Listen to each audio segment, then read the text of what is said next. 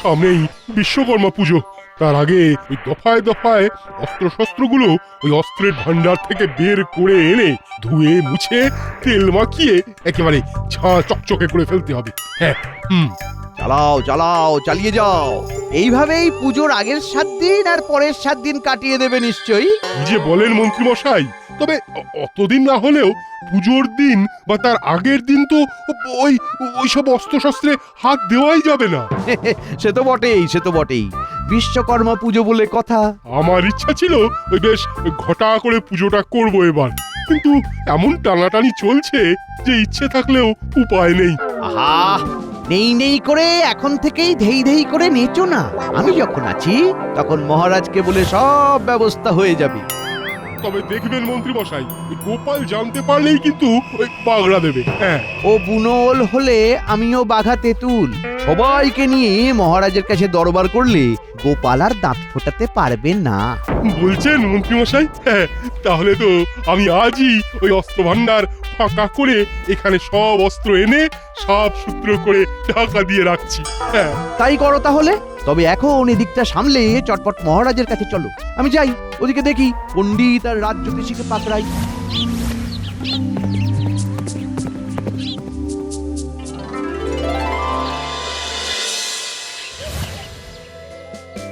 বল দেখি, আর কদিন পরেই বিশেষ কোন উৎসব পালন করা হবে? এটা তো সবাই জানে, এই সৃষ্টির দেবতা ভগবান বিশ্বকর্মার পুজো। বটে, তবে এটা কি জানিস যে উনার 4 বাহু? আমি তো শুধু জানি এই দিনে ওই ঘুরিতে ঘুরিতে আকাশ একেবারে ছেয়ে থাকে। সে তো জানবি, যার যেদিকে মন।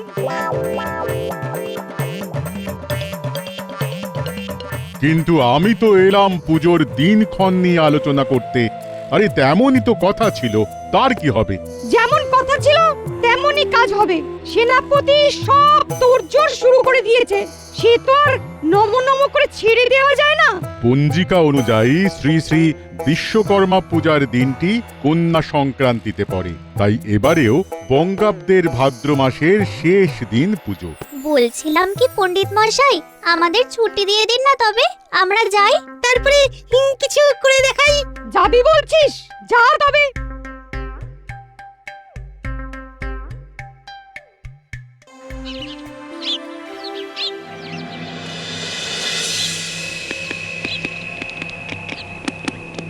মনে হচ্ছে মহারাজ কোনো গভীর চিন্তায় মগ্ন।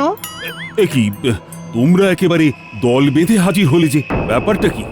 না মানে এই কদিন পরেই তো বিশ্বকর্মা পুজো, আর এবারে ভাবছিলাম ওই বেশ ধুমধাম করেই করব, কিন্তু কিন্তু আবার কি?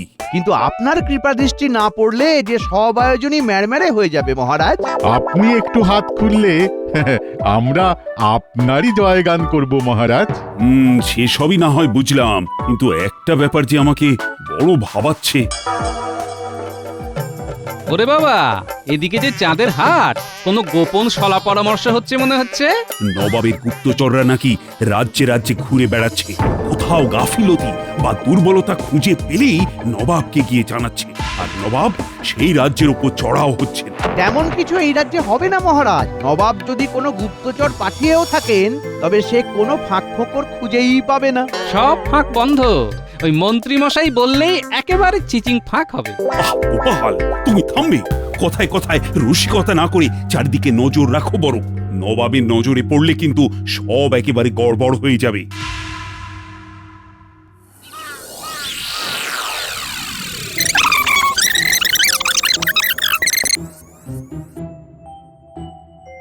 শুনলে তো উজির, গুপ্তচর কি খবর দিয়ে গেল? এ তো একেবারে জবর খবর জাহাপানা। মহারাজ কৃষ্ণচন্দ্রের অস্ত্রাগার নাকি একেবারে ফাঁকা। এবার তাহলে কি করা যাবে, কি করা যাবে এবার? মহারাজ কৃষ্ণচন্দ্রকে চেপে ধরার এটাই তো সেরা সময় জাহাপানা। অস্ত্র ভান্ডার ফাঁকা, এটাই তো মৌকা। ভাবছি সশরীরে গিয়ে কৃষ্ণচন্দ্রকে চেপে ধরি। কিন্তু আপনার তো এখন ঠাসা কর্মসূচি জাহাপানা। গুপ্তচরের দেওয়া গুপ্ত খবরে যাওয়া আসা, খামবাজ, বর্ধমান, পর পর রাজ্য ভ্রমণ আছে। বাকি সব রাজ্য ছাড়ো, আগে কৃষ্ণনগর ধরো। আমি শুধু অস্ত্র ভান্ডারই দেখবো না, আমি বরং তার সাথে সাথে অস্ত্র নিয়ে সৈন্যবাহিনীর কুচকাওয়াজও দেখবো। এবার জমবে মজা।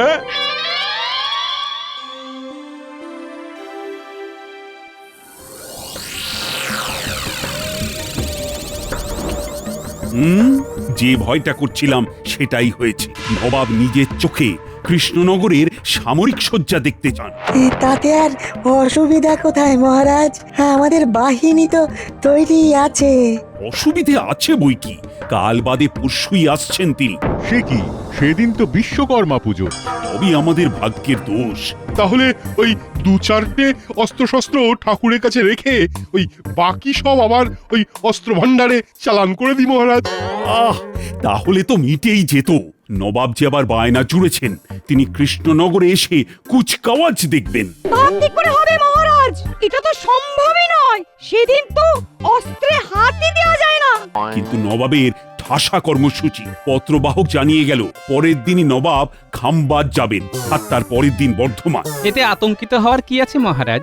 আর গোপালের এখন ফুর্তি যেন আর ধরে না। কি করতে হবে সেটা আমি বুঝে গেছি। মন্ত্রী, তোমাকেই নবাবকে সামলানোর দায়িত্ব নিতে হবে। তাতে যেমন যা খরচ হবে সেটা আমি দেখে নেব।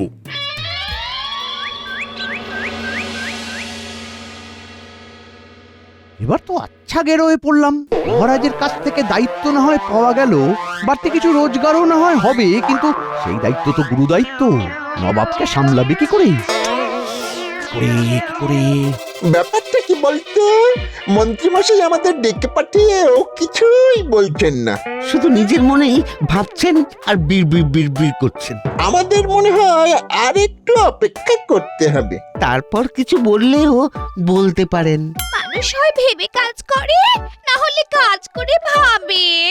কিন্তু তুমি তো কিছুই করছো না, উল্টে দুটো মূর্তিকে দাঁড় করে রেখে দিয়েছো। কি বললে গিন্নি? মূর্তি? মূর্তি নয় তো কি? বটা ঘটা তো নড়ছেও না, চড়ছেও না। চমৎকার চমৎকার, তুমি আমার চোখ খুলে দিয়েছো গিন্নি।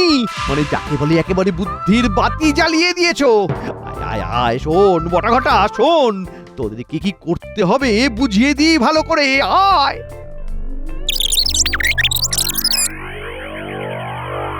মানুষটা যে থেকে থেকে কি হয় কে জানে। উফ, এই রোজগারে এদিক থেকে ওদিক আর ওদিক থেকে এদিক করে কিভাবে যে চালাতে হয় সে আমি জানি। গিন্নি তো ফর্দ ধরিয়ে দিয়ে খালাস। দেখি গোপাল দাদু, আমাদের না নিয়ে নিজেই একা একা গিয়ে বাজার করে চলে এলে। কি আর করি বল, তোরা যে সেই পাড়া ঘুরতে বেরিয়েছিস, তারপরে তো আর তোদের টিকিটাও দেখতে পেলাম না রে। ওদিকে নিশ্চয়ই দিদা তাড়া দিচ্ছিল। তা আবার দেবে না? তাছাড়া পুজোর বাজার বলে কথা, সেটাও তো বেশ গুছিয়ে করতে হবে। হ্যাঁ, পুজোই তো খালি শুনছি, কিন্তু মূর্তি আনতে তো কই দেখছি না। ওদিকে তো মন্ত্রী মশাই কুমোর বাড়িতে লোক পাঠিয়ে দিল। আচ্ছা গোপাল দাদু, এবারে কি সেনাপতি মশাইয়ের সাথে সাথে মন্ত্রী মশাইয়ের বাড়িতেও বিশ্বকর্মা পুজো হচ্ছে? তাও আবার একটা দুটো নয়, একেবারে 20-30টা। কি হয়েছে ব্যাপারটা আমাকে একটু খুলে বল দেখি। হবে আবার কি, নিজের চোখে দেখে এলাম। বটাদা আর ঘটাদা কুমোর বাড়িতে গিয়ে কি সব নির্দেশ দিচ্ছে। সবকিছু ছেড়ে তাদের কথা মতো প্রমাণ মাপের কাঠামো বানাতে বলেছে। হ্যাঁ, আচ্ছা, তার মানে হলো এই। কিন্তু মন্ত্রী মশাই যেভাবে নবাবকে টুপি পরাতে চাইছে, তাতে কাজের কাজ কিছু হবে বলে তো মনে হয় না। এই ফন্দি ধোপে টিকবে না। তুমি আবার কি সব ভাবতে বসলে গো গোপাল দাদু? আরে ও সব ছাড়ো না, তার চেয়ে বরং তুমি নিজের বাড়ির পুজোতেই নজর দাও। হ্যাঁ, ঠিক বলেছিস। যা বাবা, দাদু কি যে বলে গেল কিছুই তো বুঝলাম না।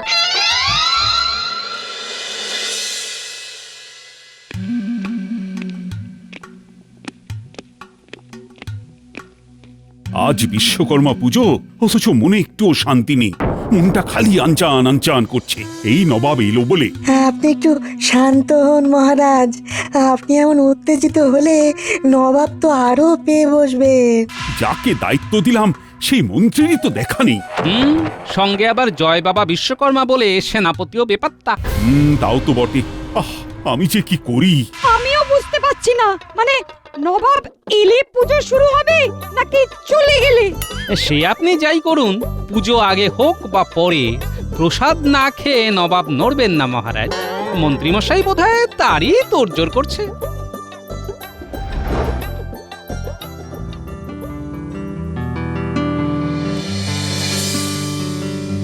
সেনাপতি, পুজোর তো সমস্ত ব্যবস্থা করা হয়েই গেছে। তুমি বরং ভোগ প্রসাদের ব্যবস্থাটা দেখো, বুঝলে?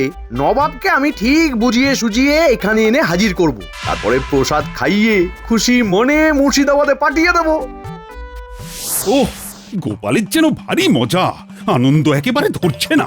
অতই যদি ফুর্তি, তবে যাও না, নবাবের সামনে গিয়ে নৃত্য করো। এমন করেই কি তবে চলবে? গোপাল করবে নৃত্য আর তাতে নবাবের মন গলবে?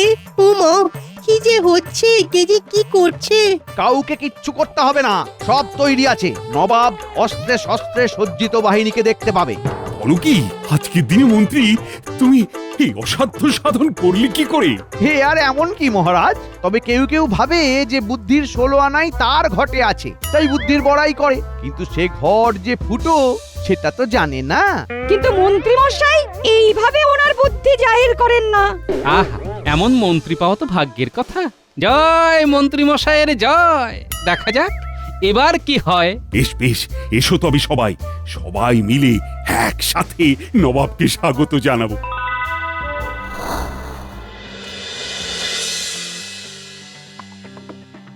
এই তো সৈন্যরা সারি দিয়ে দাঁড়িয়ে পড়েছে। শুধু কি তাই, সঙ্গে দেখুন সবাই কেমন অস্ত্রে শস্ত্রে সুসজ্জিত। সেটাও তো দেখছি, কিন্তু কই কেউ তো নড়াচড়া করছে না। ঘরের কাঠামোকে সৈন্যের পোশাক পরিয়ে দাঁড় করিয়ে দিলে এরকমই তো হবে মহারাজ। ও, তাহলে মন্ত্রী তুমি কিনা শেষে এই বুদ্ধি বের করেছো? এবার শেষ রক্ষা হলে হয়। গোপালের চোখ বটে, দেখে দেখে এখনই এটা বলতে হয়। ওই তো নবাব এসে গেছেন, এক্ষুনি দুধ আর জল আলাদা আলাদা হয়ে যাবে। আসুন আসুন নবাব, কৃষ্ণনগরে আপনাকে স্বাগত। সবাই তো একেবারে তৈরি আছে দেখছি। কিন্তু এটা কি দেখলেন জাহাপানা, যে সৈন্যরা আপনাকে অভিবাদন জানালো না? তাই তো, না না না, এটা তো আমার অসম্মান। এমন কেন ভাবছেন জাহাপানা? আপনি যেভাবে অস্ত্রে শস্ত্রে সুসজ্জিত দেখতে চেয়েছিলেন, সৈন্যরা তো তেমনই আছে।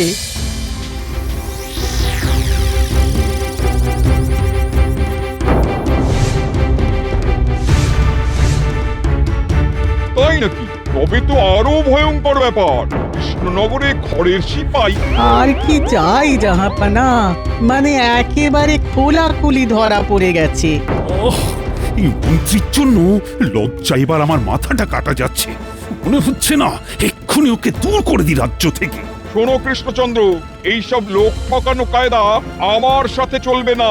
পুতুল নয়, সত্যিকারের সৈন্যদের কুচকাওয়াজ দেখবো আমি, নাহলে সবাইকে কচু বানিয়ে ছাড়বো। এমনিতেই জাহাপানার কাছে খবর আছে যে অস্ত্র ভান্ডার ফাঁকা, রাজ্যের নিরাপত্তা বেপাত্তা হয়ে গেছে। ও, তলে তলে এই খবরও পৌঁছে গেছে। এই মরেছে, এবার তাহলে কি করি? জলদি জলদি, যা করা জলদি করো, আমি আর অপেক্ষা করতে পারছি না। আমি বলছিলাম কি মহারাজ, তাহলে আমরা যদি মানে, কিন্তু তবু। তুমি থামবে নাকি এক্ষুনি গলা ধাক্কা দিয়ে বের করবো তোমায়? আর এই যে গোপাল, খুব বলেছিলে যে অবস্থা অনুযায়ী ব্যবস্থা করা যাবে। তাহলে এখন কিছু করো, না হলে যে মান সম্মান সব একেবারে ধুলোয় মিশে যাবে। মহারাজ, আপনি চাইলে একটা চেষ্টা করে দেখতেই পারি, তাতে কাজ হলেও হতে পারে। কি হলো? কি গুজগুজ ফুসফুস চলছে? তেমন কিছু না জাহাপনা, ওই মহারাজের সাথে দর কষাকষি চলছে। সেটা আবার কেমন? কিসের দর কষাকষি? এই যে মহারাজ বলছেন আপনি তার অতিথি, তার কাছেই থাকবেন, আর আমি বলছি নবাব যখন আজকের বিশেষ দিনে এখানে এসেছেন তখন আমার বাড়ির পুজোর প্রসাদ আপনাকে খাওয়াবোই খাওয়াবো। এবার দেখি কে যেতে। প্রসাদ খেতে আপত্তি নেই, কিন্তু কুচকাওয়াজ আমাকে দেখাতেই হবে। ব্যাস ব্যাস, তাহলে তো মিটেই গেল। আগে নবাব বাহাদুর এই গরিবের কুড়ে ঘরে গিয়ে প্রসাদ খাবেন, তারপরে কুচকাওয়াজ দেখবেন। ব্যাপারটা কি ঠিক হলো জাহাপানা? মানে গোপাল আবার পুজোর ব্যাপারে আমার না নেই, তাই গোপালের বাড়ি আমি নিশ্চয়ই যাব, আর সেখানে প্রসাদও খাবো। চলো গোপাল। চলো চলো চলো, আমরাও যাই সঙ্গে সঙ্গে। আসুন না, আসুন, ওই হাঁটি হাঁটি পা পা করে সবাই মিলে হেলে দুলে যাই, আমাদের কোনো তাড়া নেই। হাঁটা শুরু করার আগে বরং সেনাপতির বাড়িতে পুজোটা সেরে নেওয়া যাক, তারপরে না হয় গোপালের বাড়ি যাবেন।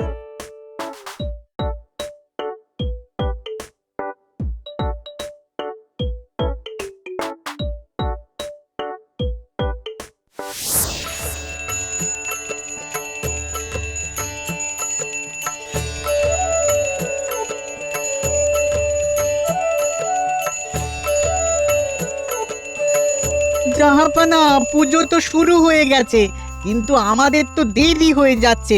এবার একটু গোপালের বাড়ির দিকে এগিয়ে গেলে ভালো হতো না? হ্যাঁ হ্যাঁ হ্যাঁ, তাও বটে। এই চলো গোপাল, তোমার বাড়ি যাই।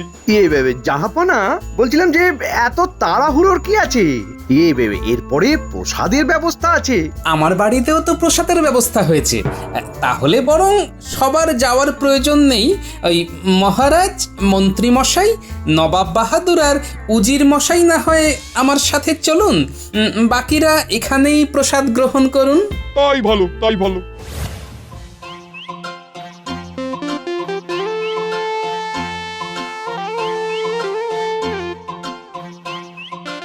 ওই গোপাল, আর কত দূর? তোমার বাড়ির পথ যে আর শেষই হতে চায় না। এই তো জাহাপনা, প্রায় পৌঁছে গেছি, আর একটু।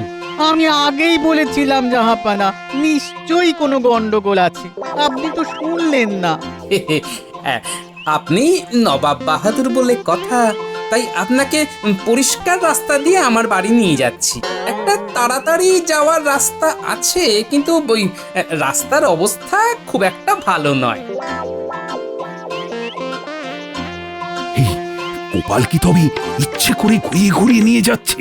এ যতই ঘোড়া এইভাবে নবাবকে কাজ করতে পারবে না, কিন্তু মাঝখান থেকে আমরা না চিৎপাত হয়ে যাই। ওহ, এ বাবা, ওহ, আর যে পারি না। ও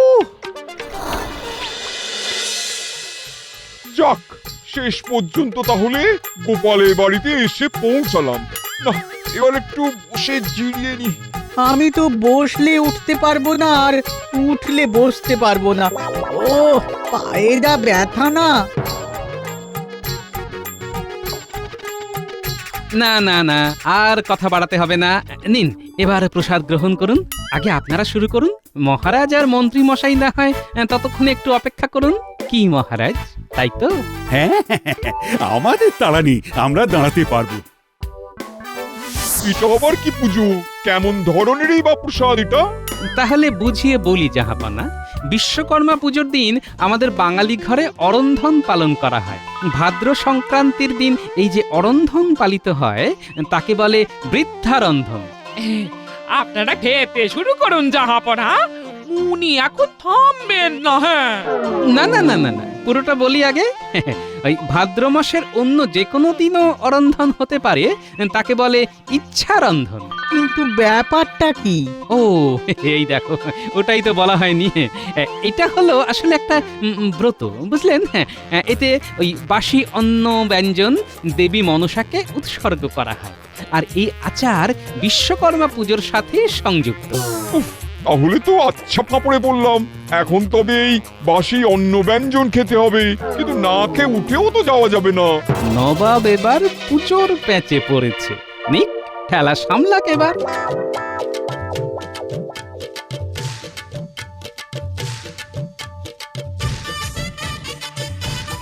প্রথমে একটু কিন্তু কিন্তু করছিলাম বটে, কিন্তু এখন তো দেখছি এর স্বাদই আলাদা। তা তো হবেই। কই আর একটু পান্তা দাও দেখি। ভাজা দিয়ে একেবারে জমে গেছে। হ্যাঁ, জমে যখন গেছে তখন জমিয়েই খান জাহাপনা। তারপর না হয় একটু জিরিয়ে নিয়ে কুচকাওয়াজ দেখতে যাবেন। এই মরেছে। এটা আবার গোপাল কি বলছে? ওই যে গোপালের যা কাজ। দারুণ খেলাম। এবার যেন শরীরটা কেমন ঝিমঝিম করছে। না, একজন ঘুমিয়ে নিয়ে তারপরেই না হয় যাবো এখান থেকে।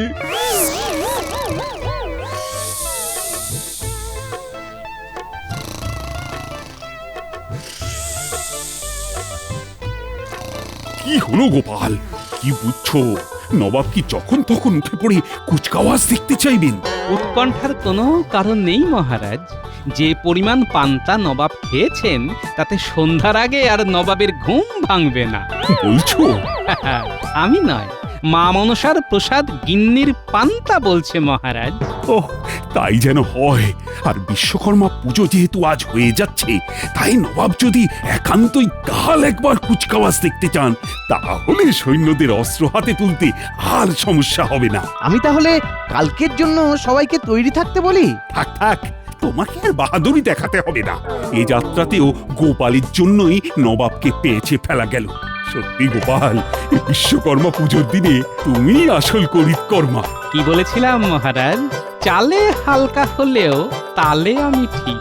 এবার প্রমাণ হলো তো? হলো মানে? হয়ে বেশি হলো।